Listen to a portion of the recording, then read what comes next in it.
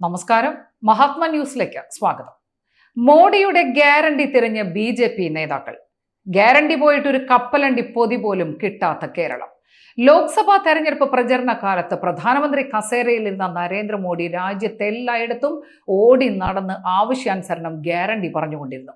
ബി.ജെ.പിയുടെ ഒന്നാം തരം നേതാവാണെങ്കിലും അതിലുപരി ഇന്ത്യയുടെ പ്രധാനമന്ത്രിയായ നരേന്ദ്രമോദി അദ്ദേഹം വാക്കു പറഞ്ഞാൽ അത് വിശ്വസിക്കാനുള്ള സാമാന്യ ബുദ്ധി ഇന്ത്യയിലെ ജനങ്ങൾ കാണിക്കുകയും ചെയ്തു.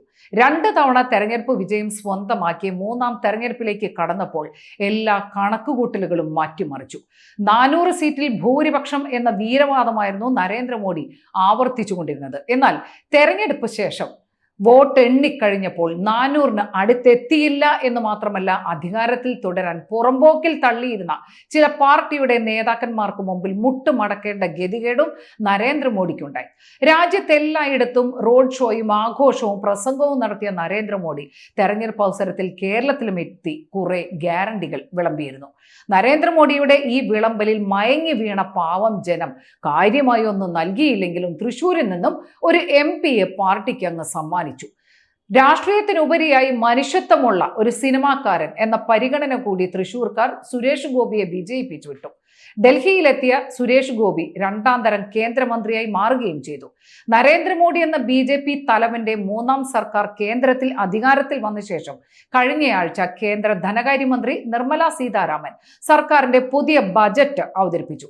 സാധാരണഗതിയിൽ വാർഷിക ബജറ്റ് അവതരിപ്പിക്കുമ്പോൾ ആ ബജറ്റിലൂടെയാണ് സംസ്ഥാനങ്ങൾക്കും മറ്റും കേന്ദ്രം അനുവദിക്കുന്ന പദ്ധതികളും സാമ്പത്തിക സഹായങ്ങളും ഒക്കെ വാഗ്ദാനം ചെയ്യുക.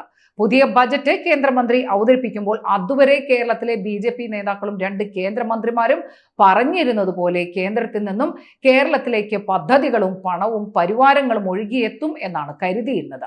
എന്നാൽ 1.5 മണിക്കൂർ നീണ്ടുനിന്ന ധനകാര്യമന്ത്രിയുടെ ബജറ്റ് പ്രസംഗം പൂർത്തിയായപ്പോൾ കേരളത്തിൽ നിന്നും കേന്ദ്രമന്ത്രി കസേരയിലിരുന്ന് സുരേഷ് ഗോപിയും ജോർജ് കുര്യനും മാത്രമല്ല, വലിയ വീരവാദങ്ങൾ നിരത്തിയ കേരളത്തിലെ ബി.ജെ.പി. നേതാക്കളും തലകുനിച്ചിരിക്കേണ്ട ഗതികേടിലേക്ക് എത്തി.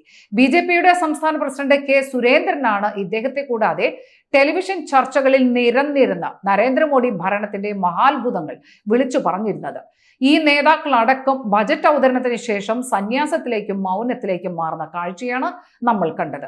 ഒരാഴ്ചത്തെ മൗനവ്രതത്തിന് ശേഷം ഏതായാലും സംസ്ഥാന പ്രസിഡന്റ് സുരേന്ദ്രൻ രംഗത്ത് വന്നത് ആശ്വാസമായി. ഒരാഴ്ച കുത്തിയിരുന്ന് ബജറ്റ് മുഴുവൻ തപ്പിപ്പെറുക്കി കണ്ടുപിടിച്ചതാണ് 3000 കോടി രൂപയുടെ പദ്ധതികൾ കേരളത്തിനായി കേന്ദ്ര ബജറ്റിന്റെ താളുകളിൽ അവിടെ ഇവിടെയായി കുരുങ്ങിക്കിടക്കുന്നുണ്ട് എന്നത്. ഇതൊക്കെ കണ്ടുപിടിക്കണമെങ്കിൽ അതിനായി ഒരു മഹായജ്ഞം സംഘടിപ്പിക്കേണ്ടി വരും.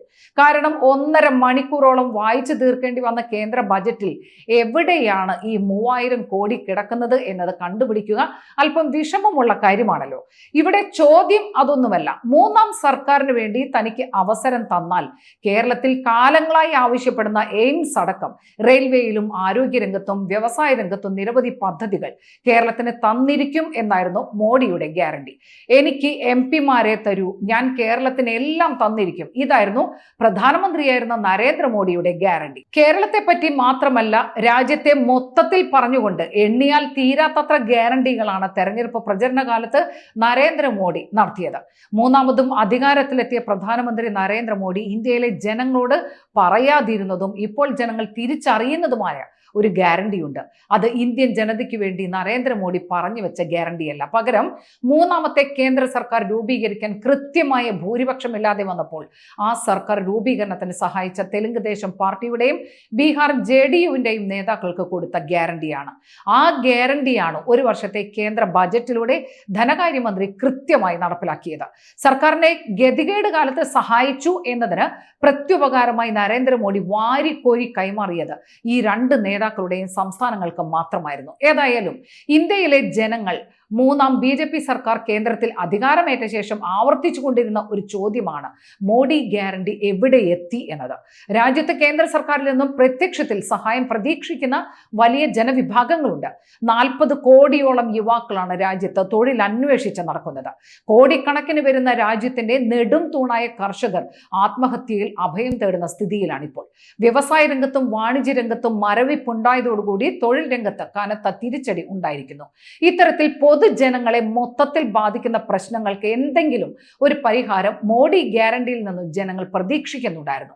ഏതായാലും ഇപ്പോൾ രാജ്യം എത്തി നിൽക്കുന്ന സ്ഥിതി വെച്ച് പരിശോധിക്കുമ്പോൾ മോഡിയുടെ ഗ്യാരണ്ടിക്ക് മോഡിക്ക് വേണ്ടിയുള്ള ഗ്യാരണ്ടി മാത്രമായിരുന്നുവെന്നും ഇന്ത്യയിലെ 135 കോടിയോളം വരുന്ന പൊതുജനത്തിന് വേണ്ടി ഒരു ഗ്യാരണ്ടിയും പ്രധാനമന്ത്രി നരേന്ദ്രമോദിയുടെ കയ്യിലില്ല എന്നും വ്യക്തമായിരിക്കുകയാണ്. പുതിയതായി അധികാരത്തിലേറിയ നരേന്ദ്രമോദി ഇനിയും ഗ്യാരണ്ടിയുടെ പെട്ടി തുറക്കുക സർക്കാരിനെ താങ്ങി നിർത്തുവാൻ സഹായിക്കുന്ന പാർട്ടികൾക്കും ആ പാർട്ടികൾക്ക് സ്വാധീനമുള്ള സംസ്ഥാനങ്ങൾക്കും മാത്രമായിരിക്കും എന്ന കാര്യം ഇന്ത്യയിലെ ഓരോരുത്തർക്കും കൃത്യമായി ബോധ്യപ്പെട്ടിരിക്കുകയാണ്. നന്ദി, നമസ്കാരം.